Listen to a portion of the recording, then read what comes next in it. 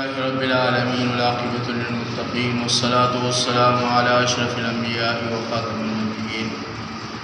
وعلى آله وصحبه أجمعين. أما بعد فأعوذ بالله من الشيطان الرجيم. بسم الله الرحمن الرحيم. مثل الذين ينفقون أموالهم في سبيل الله كمثل حبة أنبتت 7 سنابل في كل سنبلة 100 حبة والله يضاعف لمن يشاء والله واسع عليم. صدق اللہ مولانا العظیم. معزز سامعین اکرام، یہ سورۃ البقرہ آیت نمبر 261 سے 266 تک پچھلی آیتوں کے اندر اللہ تبارک و تعالیٰ نے ابراہیم علیہ السلام اور نمرود کا واقعہ ذکر کیا تھا،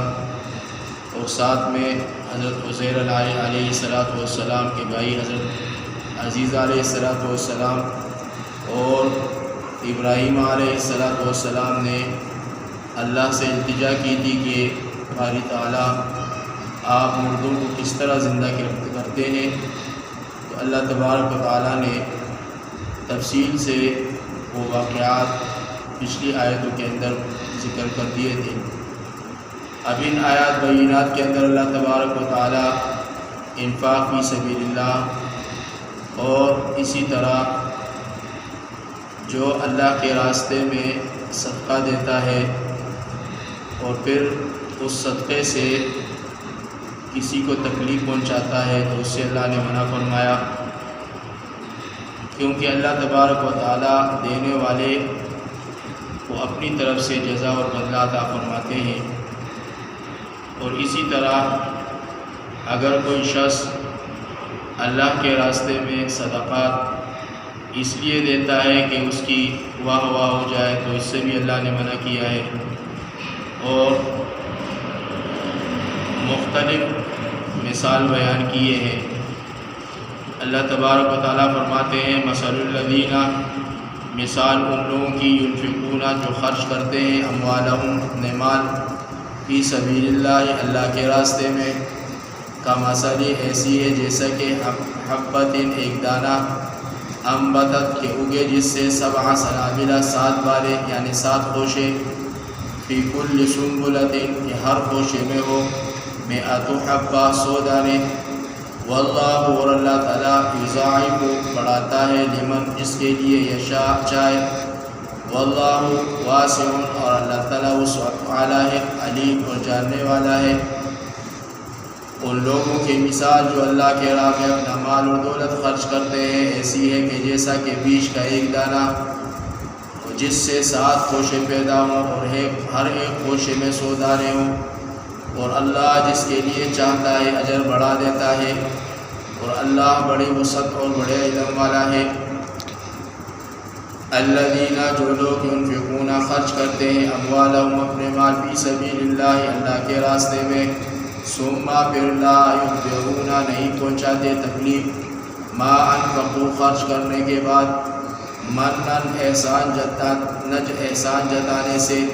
ولا اذن اور نہ اذیت یا تکلیف دینے سے، لہم ہے ان کے لیے اجرہم ان کا ثواب عند ربہم ان کے رب کے ہاں، ولا خوف اور نہیں انہیں کوئی خوف، ولا هم يحزنون اور نہ وہ غمگین ہوں گے. یعنی وہ لوگ جو اللہ تعالیٰ کے راہ میں اپنا مال اور دولت خرچ کرتے ہیں پھر خرچ کرنے کے بعد نہ احسان جتاتے ہیں اور نہ دکھ پہنچاتے ہیں، ایسے لوگوں کو ان کے رب کے ہاں سے اجر ملے گا، ان پر نہ کسی طرح خوف ہوگا نہ وہ غمگین ہوں گے. قول معروف بات اچھی، ومغفرت اور درگزر کرنا، خیر یہ بہتر ہے، من صدقۃ ایسے صدقے سے یتبعھا جس کے بعد اذن و تکلیف دینا.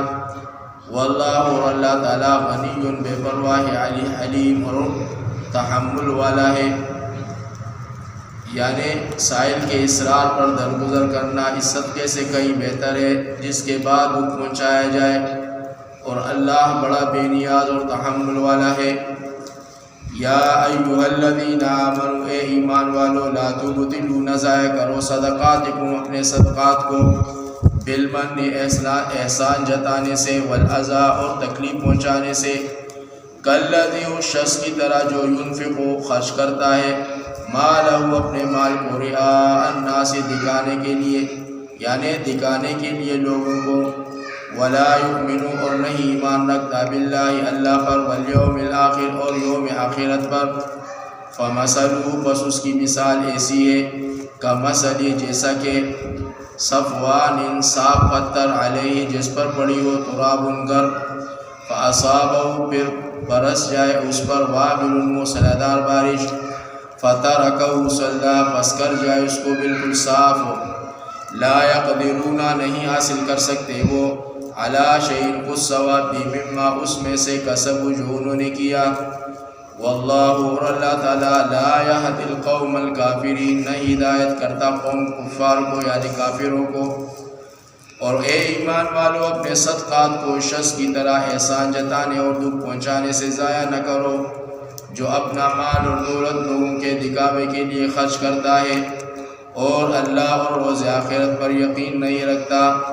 سو اس شخص کی مثال ایسی ہے کہ ایک چٹان ہو جس پر مٹی پڑی ہوئی ہو اور پھر اس پر زور کی بارش ہو جو چٹان کو بالکل صاف کر دے، اسی طرح ان کی کمائی میں سے کچھ ہاتھ نہیں لگے گا اور اللہ ناشکری کرنے والوں کو ہدایت نہیں دیتا۔ وَمَثَلُ الَّذِينَ اور مثال ان کی جو ينفقون خرچ کرتے ہیں اموالہم اپنے مال کو ابتغاء اللہ کی رضا مرضات اللہ اللہ کی رضا کے واسطے، وتثبیتا اور مضبوط کرنے کے لیے من انفسہم اپنے دلوں کو، کمثل ایسی ہے جیسا کہ جنت ایک باغ ہے بربوۃ اونچی زمین پر، اصابہ کے پہنچے اس کو وابل زور کی بارش، فاتت اکلہا تو وہ باغ پر لایا ضعفین دو چل، فإن لم یصبها اور اگر نہ بھی پڑے اس پر وابل زور کی بارش، فطل تو پورا ہی کافی ہے، واللہ اور اللہ تعالیٰ بما جو کچھ تعملون تم کرتے ہو بصیر دیکھتا ہے سب کو۔ اور ان لوگوں کی مثال جو اپنا مال اللہ کی رضامندی حاصل کرنے اور اپنے دلوں کو مضبوط بنانے کے لیے خرچ کرتے ہیں اس باغ کی طرح ہے جو بلند جگہ پر واقع ہو، اگر اس پر زور کی بارش ہو تو وہ دگنا پھل لاتا ہے اور اگر زور کی بارش نہ ہو تو ہلکی پوار بھی کافی ہوتی ہے، اور اللہ تعالیٰ تمہارے اعمال کو دیکھ رہا ہے۔ ایودو کیا پسند کرتا ہے احدکم کوئی تم میں سے ان تکونا یہ کہ ہو لہو اس کا جنت ایک باغ من نخیل کھجور کا وعناب اور انگور کا تجری کے بہ رہی ہو من تحت الانہار اور اس کے نیچے نہریں، لہو فیہا اور ان کو میسر ہو اس میں یعنی اس باغ میں من کل ہر قسم کے ثمرات میوے، واصابہ الکبر اور آ گیا ہو اس پر بڑھاپا، کبر مانا بڑھاپا، وَلَهُ ذُرِّيَّةٌ اور اس کی اولاد ضعفاء کمزور ہو، فَأَصَابَهَا پھر آ پڑے اس پر اعصار آندھی، فِيهِ جس میں ہو نار آگ، فَاحْتَرَقَتْ پس وہ جل جائے، كَذَلِكَ اور اسی طرح يُبَيِّنُ اللَّهُ بیان کرتا ہے اللہ تعالیٰ لَكُمْ تمہارے واسطے الآیات اپنی آیتیں، لَعَلَّكُمْ تاکہ تم تتفکرون سوچو اس کے بارے میں۔ اور اللہ تعالیٰ تمہارے اعمال کو دیکھ رہا ہے، کیا تم میں سے کوئی شخص یہ پسند کرتا ہے کہ وہ کھجور اور انگور کے ایک ایسے باغ کا مالک ہو جس کے نیچے نہریں بہ رہی ہو، اس میں اس کے لیے ہر قسم کے میوے مہیا ہو، اور وہ ایسی حالت میں بوڑھا ہو جائے کہ اس کے بچے کمزور ہونا تباہ ہو، پھر اچانک تیز تند ہوا چلے جس میں آگ ہو اور اس کا باغ جل کر راکھ ہو جائے، اسی طرح اللہ تمہارے لیے اپنے احکام کھول کھول کر بیان کرتا ہے۔ ان تمام آیات بینات کے اندر اللہ تبارک و تعالیٰ نے مثالوں سے اپنے بندے کو سمجھایا کہ جو بھی اللہ کے راستے میں صدقات اور اسی طرح خیر و خیرات دیتا ہے پھر اس کو جھٹلاتا نہیں تو اللہ تبارک و تعالیٰ اس کا دگنا اس کو عطا فرماتے ہیں، اور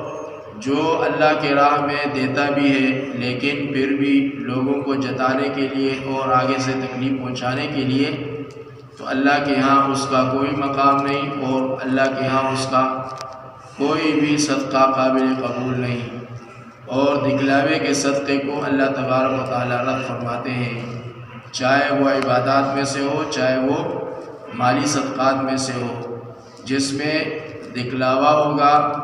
اور اللہ تبارک و تعالیٰ کے یہاں قبول نہیں۔ اللہ تبارک و تعالیٰ ہمیں عمل کی توفیق عطا فرمائے۔ السلام علیکم ورحمۃ اللہ وبرکاتہ۔